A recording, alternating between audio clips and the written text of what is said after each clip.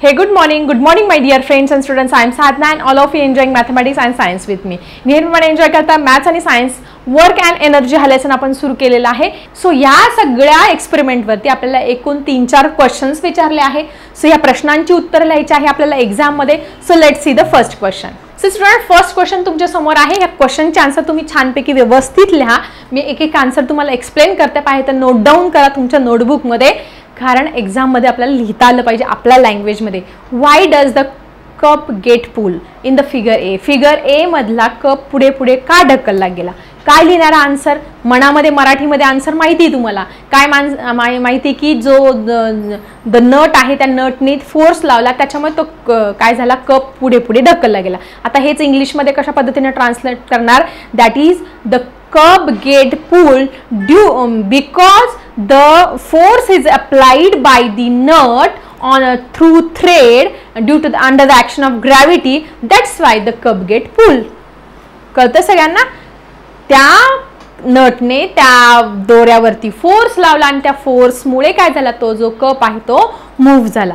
Because the nut applied force on that cup, that's why it get displace and its here is a positive work. ठीक आहे. Next case मध्ये बघूया. Next question दिलाय figure B. What is the relation between the displacement of the cup and the force applied through the ruler? म्हणजे B केस मध्ये काय केलेलं आहे, ते ढकलत होतं पण मध्येच आपण एक स्केल टाकलेली आहे. मग याच्यामध्ये रिलेशन काय आहे असं त्यांनी विचारलंय. So student, due to the ruler applying force which is opposite to the direction of that nut. Okay, हे तुमचं आन्सर तुम्हाला इथे लिहायचं आहे. So ruler applying the force which is opposite to the direction of displacement of the cup. म्हणजे ती ruler आहे, त्या रूलरमुळे काय झालेलं आहे, तो जो कप आहे त्याचं डिस्प्लेसमेंट होत आहे, त्याच्या अपोजिट डिरेक्शनला काय केलेलं आहे, फोर्स लावलेला आहे. त्याच्यामुळे तो कप काय झाला, पुढे पुढे यायचा थांबलेला आहे. So what is your answer? What do you write? काय लिहिणार आहात आन्सर जरा कमेंट सेक्शन मध्ये लिहा. बी फिगर बीचं काय आन्सर लिहिणार आहे? What is relation between the displacement of the cup and the force applied through the ruler? That is, ruler applied the force which is opposite to the direction of displacement of the cup. This is your answer. So third question, why doesn't cup do not get displaced? Figure C मध्ये का displace झाला नाही?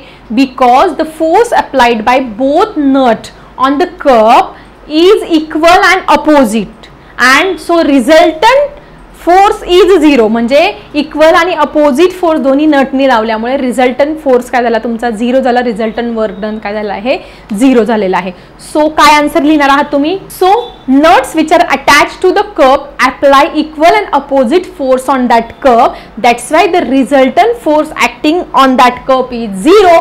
Here is therefore there is no displacement. तुमचं जर displacement 0 असेल तर work done पण काय असणार आहे, 0 असणार आहे. So why doesn't the cup get displaced? Do you understand? काय लिहिणार आहात? ठीक आहे, अशा पद्धतीने लिहायचं. आणि लास्ट क्वेश्चन आहे, what is the type of work done in figure A, figure B and figure C मध्ये? सो फिगर ए मध्ये काय लिहिणार आहे? It is a positive work. Figure B negative work. And figure C what is it? It's a 0 work. Because in figure A the direction of force and displacements are same, in figure B the direction of force and displacement are opposite, and in figure C the direction and force direction of force and displacement are same, but displacement is a 0 here. Displacement काय आहे? Perpendicular दिसते तुम्हाला. They are perpendicular each other, or there is no displacement, that's why here 0 work done. ठीक आहे. So अशा पद्धतीने तिन्ही केसमध्ये तुम्हाला relationship between force and displacement हे समजलं असेल, आणि positive work done, negative work done, 0 work done ह्या सगळ्या कन्सेप्ट छानपैकी क्लिअर झाल्या असतील. सो स्टुडंट, तुमच्या पुस्तकामध्ये ऑरेंज कलरचा हा बॉक्स दिलेला आहे, त्याच्यामध्ये सुद्धा आपल्याला एक छानसं एक्झाम्पल दिलं आहे. Suppose artificial satellite moving around the earth in a circular orbit. तुम्हाला सगळ्यांना माहिती आहे इनसॅट ए आहे, इनसॅट बी आहे, असे खूप सारे आर्टिफिशियल सॅटेलाइट जे आहे पृथ्वीवरती काय करतात, प्रदक्षिणा म्हणजे पृथ्वीभोवती प्रदक्षिणा घालत असतात आणि आपला वेदर फॉरकास्टिंग सांगत असतात, हवामानाचा अंदाज सांगतात, पाऊस कधी पडणार वगैरे, ढगाळ वातावरण कुठे आहे, बर्फ कुठे पडणार, बर्फवृष्टी वगैरे. मग ह्या केसमध्ये काय आहे, वर्क डन बघूया. बघा, as the gravitational force acting on the satellite along the radius of the circle and its displacement along the tangent of the circle are perpendicular to each other. म्हणजे तो जो सॅटेलाइट आहे जो पृथ्वीभोवती फिरतो आहे त्यांची आणि म्हणजे त्याची रॅडियस ऑफ द सर्कल आणि त्याचं तो जो सॅटेलाइट आहे यांची डायरेक्शन काय आहे एकमेकांना परपेंडिक्युलर आहे. So work done in this case work done by the gravitational force is 0. इथे या केसमध्ये वर्क डन काय झालं 0. म्हणजे सॅटेलाइट जेव्हा पृथ्वीवर भोवती फिरतो आहोत तिथे टँजेन्शियली डायरेक्शन काय होते एकमेकांना परपेंडिक्युलर. फोर्स आणि डिस्प्लेसमेंटची डायरेक्शन कुठे येते परपेंडिक्युलर येते. So here net work done is 0. Gravitational force is 0 here. Gravitational force काय आहे 0. हे एक्झाम्पल जर आलं तर तुम्ही लिहा that is here is 0 work done. So याच्यावरती काम करणाऱ्या कुठल्या संस्था आहेत आपल्या देशामध्ये आहे भारतामध्ये आहे. ते जनरल नॉलेजवरती नक्की प्रश्न विचारला जात असतो.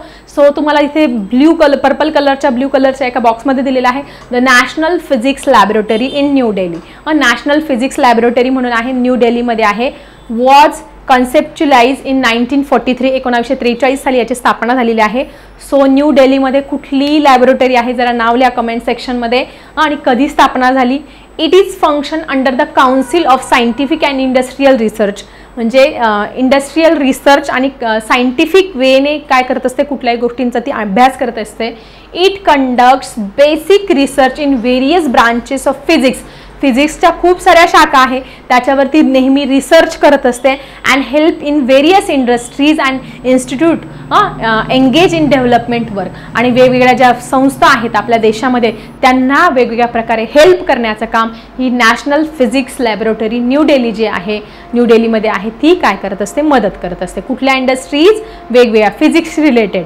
It's main object is to establish national standards of various physical quantities. वेगवेगळ्या ज्या फिजिकल क्वांटिटीज आहे त्याचे नॅशनल स्टँडर्ड इस्टॅब्लिश करणं हे त्याचं ह्या संस्थेचं मुख्य उद्देश आहे. याच्यामध्ये वर्क म्हणजे काय वर्क डन हे पूर्णपणे आपलं झालेलं आहे. आता वर्क डन वरती काही न्यूमरिकल्स तुमच्या पुस्तकामध्ये दिलेले आहे पेज नंबर 22 वरती हे न्यूमरिकल्स आपण बघणार आहोत. सो स्टुडंट आज आपण बघणार आहोत हे न्यूमरिकल्स वर्क डन वरती तुम्हाला हे न्यूमरिकल्स विचारतील तुमच्या पुस्तकामध्ये दिलेलं आहे. So you can see the first example तुमच्या समोर आहे.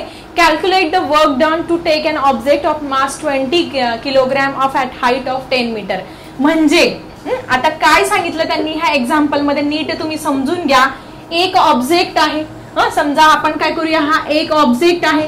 या ऑब्जेक्टचं मास काय आहे तुमचं 20 kg 20 किलोचा हा ऑब्जेक्ट आहे. हा 20 किलोचा ऑब्जेक्ट तुम्हाला काय करायचंय वरती उचलायचंय. जसं आपण बॅग अशी उचलून मग हा लागवत असतो आपल्या पाठीला किंवा कुठलाही जो कुली किंवा कुठलाही जो वर्कर असतो किंवा पोतं उचलायचं असेल असं उचलून मग पाठीवर घेत असतात. त्या पद्धतीने हा 20 किलोचा ऑब्जेक्ट आहे तो आपल्याला किती हाईटवर न्यायचा आहे तो आपल्याला 10 मीटर या हाईट वरती उचलायचा आहे वरती. तर किती वर्क डन तो उचलण्यासाठी हा 20 किलोची वस्तू आपल्याला वर उचलण्यासाठी 10 मीटरच्या हाईटवर उचलण्यासाठी किती वर्क डन होणार आहे आपलं किती कार्य किती एनर्जी लागणार आहे ती काढायचं. आणि तुम्हाला इथे जी ची व्हॅल्यू ऑलरेडी दिलेली आहे. G is equal to 9.8 metre per second square सगळ्यांना माहिती आहे. मग ह्या केसमध्ये आपण काय करूया पहिले गिवन लिहून घेऊया. गिवन काय लिहिणार तुम्ही मास ऑफ ऑब्जेक्ट म्हणजे एम ने शो करत असतो. मास ऑफ ऑब्जेक्ट दिले आहे 20 kg हे आहे मास ऑफ ऑब्जेक्ट. त्यानंतर इथे डिस्प्लेसमेंट दाखवलेले किती डिस्प्लेस करायचं आहे 10 मीटरच्या डिस्टन्स वरती हे काय आहे तुमचं डिस्प्लेसमेंट आहे. So s is equal to 10 metre दिलेलं आहे. आता आपल्याला वर्क डन काढायचं आहे. वर्क डन पण काढायचं आहे. Work done we have to find here. सगळ्यांना माहिती आहे work done is equal to F into S. Work डनचा फॉर्म्युला काय आहे आपला work done is equal to force into displacement. पण इथे फोर्स तुम्हाला कुठे दिलेला आहे का फोर्स आपल्याला ऑलरेडी दिलेला नाहीये. मग पहिले काय करावं लागणार आहे आपल्याला फोर्स काढावा लागणार आहे.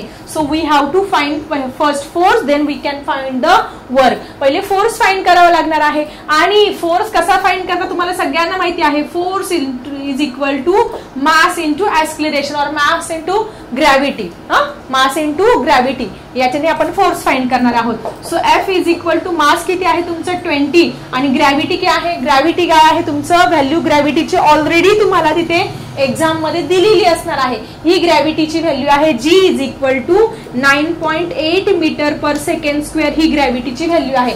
पण आता ही ग्रॅव्हिटीची व्हॅल्यू कशी घ्यायची बघा. सगळ्यात महत्वाचं तुमचा ह्या 20 किलोचा ऑब्जेक्ट आहे म्हणजे आणि तो डिस्प्लेस तुम्हाला वरच्या दिशेने करायचा आहे, म्हणजे इथे ही काय आहे तुमचं डिस्प्लेसमेंट, इथे काय होतंय तुमचं डिस्प्लेसमेंट. आणि फोर्स कुठे लावणार आहे तुम्ही, फोर्स इथे लावणार ना या 20 किलोच्या ऑब्जेक्ट वरती. म्हणजे इथे काय होतंय तुमचं डिस्प्लेसमेंट आणि फोर्स यांची डायरेक्शन काय आहे, एकमेकांच्या अपोजिट आहे. अपोजिट असल्यानंतर आपल्याला जे जी ची व्हॅल्यू आहे, the negative sign indicates that because the displacement and force are in opposite direction, that's why we are taking the value of g as a negative. या g ची व्हॅल्यू काय घेणार आपण 9.8 ऐवजी -9.8 घेणार आहे.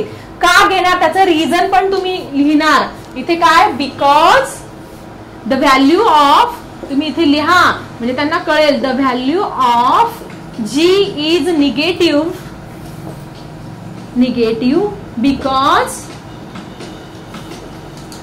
because what, the direction of force and displacement is opposite, are opposite. म्हणजे तुमचे फोर्स आणि डिस्प्लेसमेंटच्या डायरेक्शन अपोजिट असल्यामुळे आपण जी ची व्हॅल्यू काय घेतली, -9.8 घेतली आहे. सो फोर्स किती आला, फोर्स 20 × 9.8 आपण जर कॅल्क्युलेशन केलं, 20 × 9.8 कॅल्क्युलेशन करूया. 8 0 0 8 2 जा 16, इथे परत 0 आला, 9 0 जा 0, 9 2 जा 18, इथे 0 6 196 आणि पॉईंट एका घालून 1960, किती आली -196. हा किती आली -196 न्यूटन. फोर्स किती लागला तुम्हाला, एक 20 किलोचा ऑब्जेक्ट आहे ते 10 मीटर वरती नेण्यासाठी तुम्हाला फोर्स किती लागला, -196 न्यूटन एवढा तुम्हाला काय लागलेला आहे, फोर्स लागलेला आहे. आता फोर्स वरून आपण वर्क डन हे नक्की फाइंड करू शकतो. आता फोर्स वरून वर्क डन कशा पद्धतीने फाइंड करणार, माहिती आहे W चा फॉर्म्युला, W = F × S. आता F ऑलरेडी तुम्हाला मिळालेला आहे, F काय मिळालेला आहे -196, हे आपल्याला F न्यूटन मिळालेला आहे. आणि तुमचं डिस्प्लेसमेंट S ची व्हॅल्यू किती आहे तुमची, इथे 10 दिलेली आहे, म्हणजे फक्त आपल्याला × 10 करावं लागणार आहे. सो वर्क डन किती आलं तुमचं, याच्यामध्ये 10 मल्टिप्लाय करायचं म्हणजे फक्त एक 0 ऍड करायचंय, -196 0 1960 काय आला. हा वर्क डन आपण कशाने करत असतो, जूलने दाखवत असतो. Work done we shown it by joule and force is shown by newton. Okay, so अशा पद्धतीने वर्क डन किती आले आहे, -1960 जूल आलेला आहे. आता हे मायनस वर्क डन आहे म्हणजे काय, it is a negative work, it is negative work done. मग तुम्ही इथे रिझन पण लिहू शकता, it is negative work done, it is negative work done. त्याची काय आलेलं आहे, मायनस साइन आहे, नेगेटिव्ह वर्क डन आहे. व्हाय, बिकॉज रिझन तुम्हाला लिहिता आलं पाहिजे. रिझन तुम्हाला मी बऱ्याचदा सांगितलं आहे, हे नेगेटिव्ह वर्क डन काय आहे, ज्या पॉझिटिव्ह वर्क डन कधी होत असतं, जेव्हा तुमची डिस्प्लेसमेंट आणि फोर्सची डायरेक्शन काय असते, सेम असते. डिस्प्लेसमेंट आणि फोर्सची डिस्प्लेसमेंटची पण डायरेक्शन आणि फोर्सची डायरेक्शन सेम आहे.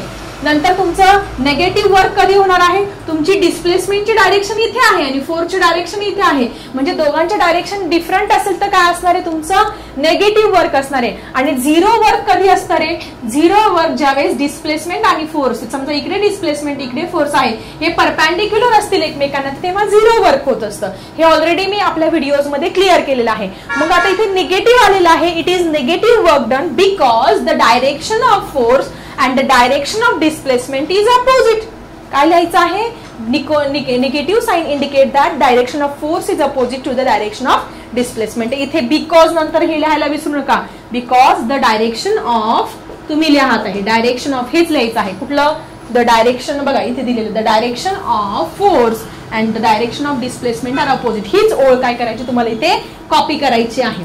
सो अशा पद्धतीने 2 out of 2 मार्क्स तुम्हाला मिळतील ज्यावेळेस तुम्हाला अशा पद्धतीचं उदाहरण येईल. गिव्हन लिहून घ्या, जीची व्हॅल्यू दिलेली असणार आहे. मग वर्क डन काढायला लावला, वर्क डनचा फॉर्म्युला F × S लिहिला, पण F माहिती नाही आपल्याला. फोर्स काढण्यासाठी आपल्याला काय करावं लागणार आहे, मास × ग्रॅव्हिटी यांचं मल्टिप्लिकेशन करावं लागणार आहे. पण जी हे दोघं काय आहे एकमेकांना, फोर्स डिस्प्लेसमेंट वरच्या दिशेने होतोय, फोर्स खालच्या दिशेने लावतो, म्हणून ते निगेटिव्ह घ्यावं लागलं. -9.8 यांचं आपण मल्टिप्लिकेशन केलं, -196 न्यूटन हा फोर्स आला आणि त्याच्यावरून तीच व्हॅल्यू आपण डब्ल्यूच्या फॉर्म्युल्यामध्ये टाकलं आणि अशा पद्धतीने आपल्याला वर्क डन मिळालेला आहे -1960 जूल मिळालेला आहे. ठीक आहे, सो अशा पद्धतीने हे फर्स्ट एक्झाम्पल इथे क्लिअर केलेलं आहे. So student, let's see the next example. So student, second example तुमच्या समोर आहे. काय आहे example, Praveen has applied force of 100 newton. एक ऑब्जेक्ट आहे, या ऑब्जेक्ट वरती प्रवीणने फोर्स किती लावला, 100 न्यूटन एवढा फोर्स लावलेला आहे of an object at an angle 60 degree to the horizontal. हॉरिझॉन्टलला याचा अँगल म्हणजे प्रवीण इकडनं फोर्स लावतोय पण अँगल काय तयार होतोय 60 डिग्रीचा. इथे 60 डिग्रीचा काय होतोय अँगल तयार होतो. तुम्हाला बघितलं ना ती गाडीचं एक्झाम्पल दिलंय, एक छोटी मुलगी होती ती गाडी अशी दोऱ्याने उडत चालली, तिथे अँगल तयार होतोय. ठीक आहे, 60 degree to the horizontal. The object get displace in the horizontal direction. मग त्याच्यामुळे ते जे ऑब्जेक्ट आहे ते काय झालं, हॉरिझॉन्टल डायरेक्शनला काय झालं, इकडे मूव्ह झालं. किती झालं ते 400 जूल. 400 जूल एवढं ते काय झालंय वर्क, 400 जूल डिस्प्लेस झालं आणि वर्क डन किती झालं 400 जूल एवढं वर्क झालेलं आहे. व्हॉट इज डिस्प्लेसमेंट, मग ते किती डिस्प्लेस झालं ते आपल्याला इथे काढायचंय. आणि कॉस 60 ची व्हॅल्यू 1/2 पण तुम्हाला इथे दिलेली आहे. मग आता सगळ्यात पहिले आपण काय करूया, गिवन लिहून घेऊया. मग प्रवीणने फोर्स किती लावला, प्रवीणने फोर्स लावलेला आहे 100 न्यूटन. ते 100 न्यूटन लिहून घेतलं. त्याच्यानंतर काय काय दिलेलं आहे, त्याच्यानंतर वर्क डन पण दिलेलं आहे. वर्क डन किती झालेलं आहे तुमचं, वर्क डन 400 जूल एवढं वर्क डन झालेलं आहे. त्याच्यानंतर तुम्हाला काय फाइंड करायला लावलं, तुम्हाला डिस्प्लेसमेंट इथे फाइंड करायला लावलं, व्हॉट इज एस. मग आता इथे सगळ्यात महत्वाचं तुम्हाला कॉस थीटाची व्हॅल्यू पण दिलेली आहे. Cos theta is equal to already तुम्हाला एक्झाम्पल मध्येच दिलेली असणार आहे 1/2 ही कॉस थीटाची व्हॅल्यू पण दिलेली आहे. आता सगळ्यात महत्वाचं लक्षात ठेवा, ज्यावेळेस अशा प्रकारे कुठल्याही थीटाची कॉस तुम्हाला 0 देऊ द्या, 60 देऊ द्या किंवा 180 देऊ द्या, कुठलीही व्हॅल्यू देऊ द्या, कॉस थीटाची व्हॅल्यू देऊ द्या, तुम्ही फॉर्म्युला कोणता यूज करणार, आपला फॉर्म्युला वर्क डनचा काय आहे W is equal to FS हा फॉर्म्युला लिहून घ्यायचा आणि त्याच्याबरोबर तुम्हाला थीटाची व्हॅल्यू दिलेली आहे ना, मग कॉस थीटा त्याला ऍड करून घ्यायचा इंटू कॉस थीटा. झाला फॉर्म्युला तयार, लर्न करायची काही गरज नाहीये. सो आता या फॉर्म्युल्यामध्ये फक्त आपल्याला किमती टाकायच्या आहे. W ची व्हॅल्यू ऑलरेडी माहिती आहे 400 जूल आहे. नंतर फोर्स किती लावलेला आहे 100 न्यूटन लावलेला आहे. डिस्प्लेसमेंट आपल्याला काढायचं आहे आणि कॉस थीटाची value cos 60 degree cos 60 degree cos 60 is equal to 1/2 म्हणून आपण कॉस थीटाची व्हॅल्यू डायरेक्टली आपण काय करूया 1/2 इथे टाकूया. आता कॅल्क्युलेशन करायचं साधं सोपं आपल्याला. 400 हा इकडे 100 काय आहे मल्टिप्लायला, इकडे येताना आपण डिवाइडला आणूया. हा इकडे यस आपण तशाच पद्धतीने हा 2 काय आहे इकडे डिवाइडला आहे, तो इकडे काय करूया आपण मल्टिप्लायला आणूया. ठीक आहे, सो मग हे 0 0 0 0 कट झाले. 4 2 जा 8. डिस्प्लेसमेंट किती झालं 8 मीटर. 8 मीटर एवढं काय झालं तुमचं डिस्प्लेसमेंट. म्हणजे प्रवीणने काय केलं, एका ऑब्जेक्ट वरती फोर्स लावला आणि मग 60 डिग्रीचा अँगल तयार झाला. 400 जूल एवढं काम झालं, तर किती डिस्प्लेस झाला हॉरिझॉन्टलला, तर तो ऑब्जेक्ट 8 मीटर एवढा डिस्प्लेस झाला. किती 8. The object will displace through 8 metre. मग तुम्ही लिहा द ऑब्जेक्ट विल डिस्प्लेस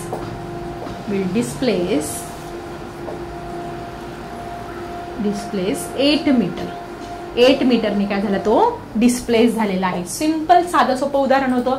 ज्यावेळेस तुम्हाला कुठल्याही कॉस थीटाची व्हॅल्यू दिली असेल, ती ऑलरेडी तुम्हाला दिली कॉस थीटा 1/2 किंवा √3/2 वगैरे अशा व्हॅल्यू दिलेल्या असणार आहे. त्या फक्त उदाहरणामध्ये आपण किंमत टाकायची.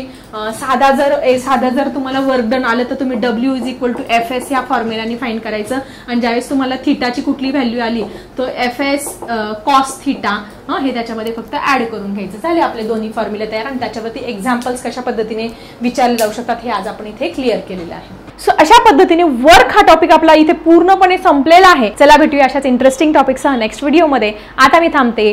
Bye everyone.